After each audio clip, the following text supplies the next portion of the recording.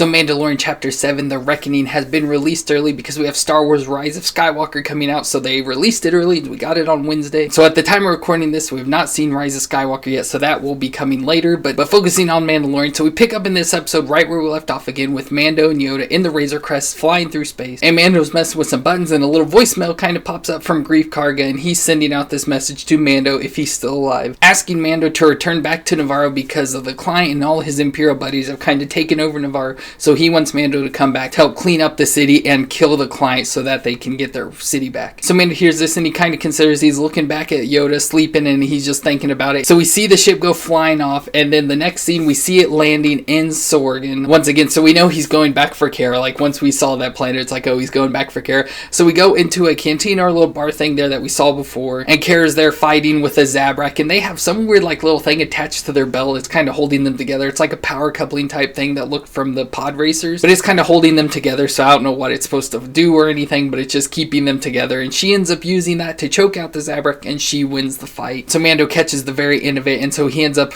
telling her the whole situation, hires her to come on and join with them to help, kind of protect the child, and he eventually convinces her to do it once he mentions that they are going after Imperials, and of course, since she was an ex-rebel, she's fine with taking out Imperials, so she agrees to join him. And back in the Razor Crest, as they're flying off to their next location, they're talking to each other, and Mando allows Cara to pick out from his stash of weapons, his little armory and stuff, weapons she wants, so she's picking up trying different stuff, and they're just talking back and forth about what's going on. And Mando says that he decided to do this to return back to Nevarro because until the client is taken out, there will just continue to be bounty hunters after the child until they take out the client and resolve this whole issue. So they're trying to protect the child and in this whole situation. And it's kind of funny at this point, as they're talking back and forth to each other, you see from like up at the cockpit, you see little Yoda's head just peeking down, and then you just see, from like his chin up, his head sticking down, and they're listening to him, and they're talking about if they don't do this, he'll die and stuff. And at that point, he takes his head back up. So they continue to talk, and all of a sudden the ship just starts shaking and alarms start going off. So they both climb up the ladder real quick to the cockpit, and we see Yoda sitting in the chair with his handle on the control, and he's, doing stuff. So he's the one causing the ship to have issues. So Mando picks him up, puts him back in his little basket, and Cara mentions, we need somebody to watch the kid. He's too much of a hassle. And at that point, he's like, oh, they're gonna go find somebody. I thought maybe it would be Pele from Mos Eisley from that episode, but unfortunately not. But they did go back to Avaro 7 to Kuiil's farm to try and convince him to join with them. So Kuiil's examining Yoda, and he's mentioning that, he doesn't look like he's engineered. He doesn't look like he's been messed with genes and stuff, because Kuiil's dealt with that in the past. So he's like, he looks like he's natural from evolution, and he's too ugly to be a perfectly made creature. And then he mentions how Cara looks so perfect that she could be from some place that creatures are created. So he's commenting on her beauty. And in their conversation, it's brought up that Kuiil served on the side of the Empire, but of course he was sold into slavery to work for them, so he knows a little bit about Empire, but he didn't choose to be on their side. But that kind of causes little issues between him and Cara. And at this point, IG-11 comes walking in through the door carrying a thing of drinks, and so Mando and Cara both pull their guns at him, and they're getting ready to shoot, but Kuiil's like, no, he's not the same. And it goes into like this whole little flashback of him going back to the little town from the first episode where Mando and IG first worked together and they found Baby Yoda and stuff. And it shows he picked up IG's body, took him back to his house, put it back together, and in putting him back together, he had to redo his processing, so it pretty much wiped his mind, so he had to reteach him how to do everything again. And it shows like montage of him like learning to walk and pick up things and handle cups. So fun little scene there. And so it's just showing that IG-11 is no longer the bounty hunter killer that he was, and that he's no longer programmed to go after and kill Yoda. And a short time later, we get Mando finally asking Kuiil, will you come with us and help watch the child? And Kuiil brings up, well, yeah, I could reprogram IG for nursing and childcare. And Mando's like, no droids, we don't want the droid, especially that one, since he's going to try and kill Yoda. But Kuiil brings up, he's not going to kill Yoda, I wiped him, and if you trusted me, you would believe in me. And he's like, do you trust me? And I was like, yes, I trust you. And then Quill's like, fine, I'll come along, me and IG, and I'll help watch the kid. So they've made an agreement now, but Quill's last thing is that the Blurgs have to come with him. So then we see them on the ship, all of them with the Blurgs, IG-11, Kuiil, Cara, Yoda, and Mando, all on the ship heading off. So at this point, Cara and Mando are sitting there arm wrestling back and forth, and Baby Yoda's kind of watching him, and they're just struggling back and forth with the arm wrestle. All of a sudden, Yoda raises his hand up, and you can see him go like this, and all of a sudden, Cara starts like choking, and she's being force choked by Yoda. So we see someone we don't really know what Yoda is, obviously. If he's considered a Jedi or Sith, we don't know, but it's the first time we've seen a non-Sith character using the force choke, so that was kind of fun. So she starts choking, and of course Mando gets up and grabs Baby Yoda and is like, no, stop that, she's my friend. And of course that also upsets Cara, so she's now in an upset mood. And upon seeing this, Quill's like, now it's starting to make more sense after seeing that that, and what you told me about the story with the Mudhorn, it's kind of, hinting that he knows that Yoda is at least Force sensitive, or if not like a Jedi. But this also causes the confrontation again between Kuiil and Cara,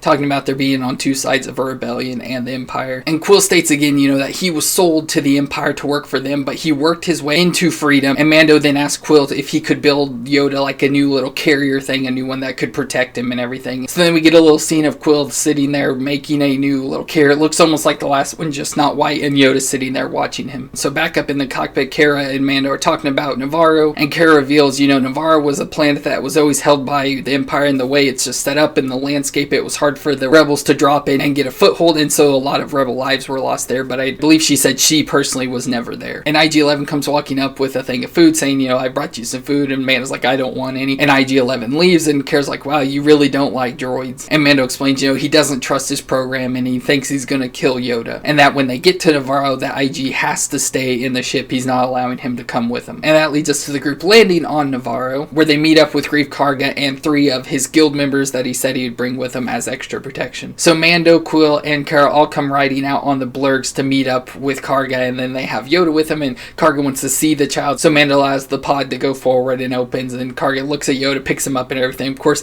Mando puts his hand on his gun, so we have a lot of tense moments going on in the show. There's a lot of moments that are like, oh, what's gonna happen, and a lot of them have to do with Yoda. And Karga advises that Cara stay behind with the ship, because he can tell obviously the way she looked, and especially they keep mentioning her tattoo on her arm that she's a rebel trooper, and so if they come walking into town with a rebel trooper, it's gonna get real suspicious, and she should stay behind. But of course Mando refuses to do that and says she's gotta come, so he's like, fine, you just have to cover up your tattoo. So then it's nighttime, and we see the entire group all sitting around a campfire. They have an animal that they roast, and they're all talking, and of course Mando wants to go over the plan again, so they make sure they're all on the same page. And Karga explains they go to the common house, they use the child as bait, they sit down at the table, and then Mando will shoot and kill the client. Because if you kill the leader, as in the client, the rest of the Imperial Troopers will all just scatter and run. And Karga also explains that the client always has a 4-member fire team with him at all times, so they only have to worry about 4 stormtroopers, which of course Mando has no issues with that. And they continue to talk, and all of a sudden some flying creatures come in, and they start attacking the group, and Karga gets attacked. Creatures continue to fly around, but it's nighttime and it's dark, so they can barely see, so they're just all firing guns whenever they see him. And the creatures end up taking one of Karga's members,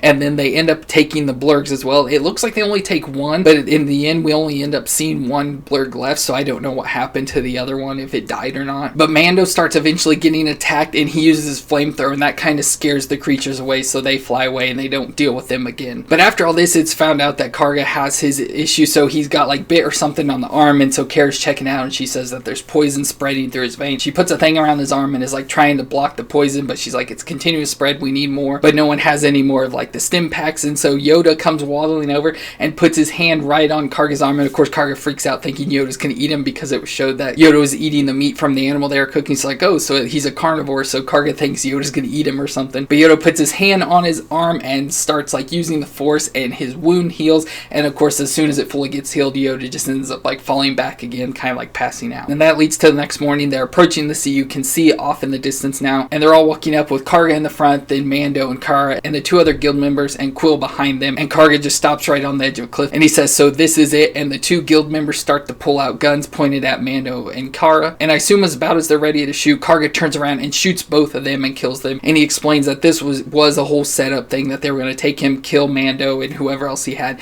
and take the child to the client. But Karga explains that after seeing what the child did last night, he's changed his mind and wants to help them out. So they come up with this plan that since they have all of them there, they're going to make it so Cara has captured Mando and is bringing him in with the child. And then of course they met up with Karga, so Karga's going to be there to go with them, and they're going to hand Mando and the child over to the client. And then while they're dealing with stuff, they're going to let Mando kill the client. And then they send Kuiil back to the ship with the actual child, so they were still going to take his little carrier pod to make it seem like they have him, but they're sending him back to the ship for safety. And then he tells Kuiil to activate a ground defense system that won't let anything in, and they'll be protected. Kuiil goes right off, and then they approach the city, and as they're approaching, there are 2 scout troopers sitting right at the entrance. And of course as they approach, they're asking for credentials and their chain codes, and Karga shows his, and they allow him to pass through. And as they're walking, they're talking back and forth to each other real quiet, in whispers or whatever, out of the sides of their mouths and stuff. And you see the city's just completely full of stormtroopers and everything. They're like, I thought you said he only had 4 people. And he's like, yeah, with him personally,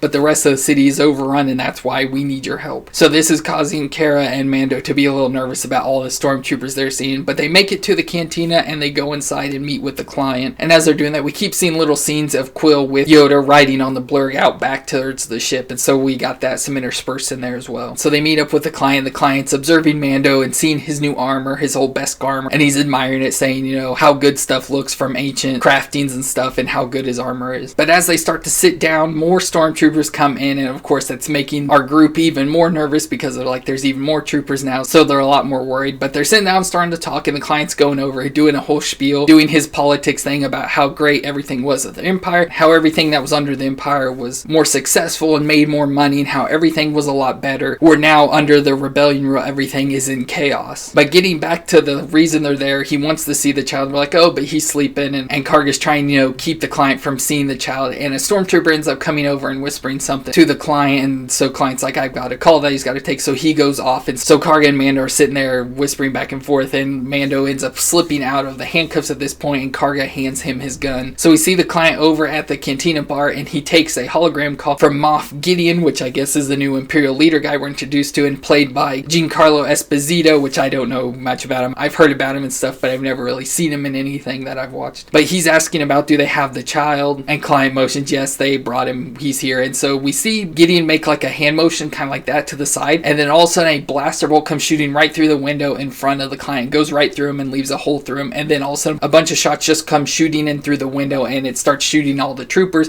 And of course Mando, Cara, and Karga all hide so they don't get shot, and all the stormtroopers get killed and shot out. So once the blaster fire starts ending, they all sneak up around towards the window so they can see outside, and we see a row of death troopers standing there. So we get the death troopers back again, and they're all standing there with guns. Then an Imperial troop transport comes in and drops off a bunch of stormtroopers, so they are now completely surrounded and outnumbered by all the Imperials. So this worries Mando, so he calls out for Kuiil to, you know, get to the ship as fast as possible. They know what's going on, and of course as he's doing this, we see it's picked up on the radio by the two scout troopers at the entrance, so they hop on their scout bikes and go shooting off after Kuiil. And then we see a TIE fighter looking ship come in, but then all of a sudden the wings like fold up, and they fold completely flat, and it lands on the ground, and Moff Gideon ends up coming out and walking up towards the front of all the troopers, and he's calling out that he wants the child, that it belongs to him, that's more useful to him than it would ever be to them. And again throughout this we're getting scenes of Kuiil riding back towards the ship, and we see the stormtroopers coming in closer and closer. And as Gideon's sitting there waiting, we see Mando, you know, continue to call on the comm, you know, for Kuiil, like, Kuiil, can you hear me? Can you hear me? And Quill's not answering. And we go back towards the ship, and we see Baby Yoda's just laying on the ground,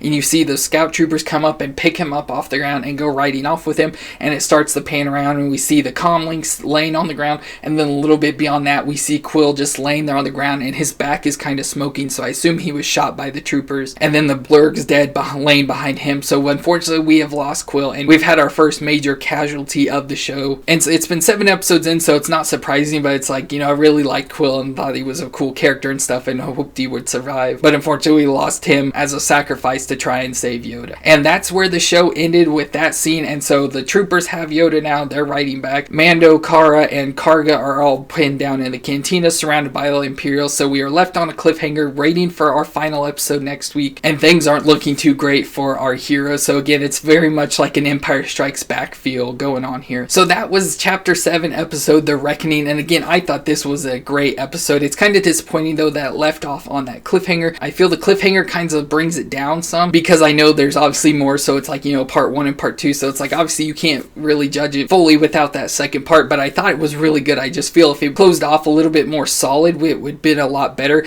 but I really enjoyed it. And I love getting to see all our characters back again, so going back and getting Kuiil, and then him having IG-11, and getting Cara Dune. And I was hoping they would like get Peli, like I mentioned, and bring her along too, to watch out for Yoda and take care of him. And so it's doing what I thought throughout the entire season so far, where we're meeting all these characters, and they're eventually all going to come together and join up with Mando to fight against the Empire. And that's kind of what we got, like I said, just missing Peli though. So once again, a very great episode, like I said, in my opinion. So for a rating, I'd probably have to go with like an 8, because once again, I really enjoyed this episode a lot. I like getting to see all our characters back again, and so an 8 is again a really good rating in my opinion. So I would definitely give it an 8. It's one of the best episodes I think of the season, and another great one. They've all been good, but this is just on the higher end in my opinion. So let me know your opinion down in the comments below. Again, don't forget to check out our reviews. By the time you see this, we will have reviews up for the Rise of Skywalker, so that will be on their channel. You can check that. I'll try and link it at the end. But go ahead and let me know your opinions on both of those down in the comments. And if you enjoyed this video, leave a thumbs up, and of course subscribe to our channel. Remember to stay awesome, and I'll see you in the finale.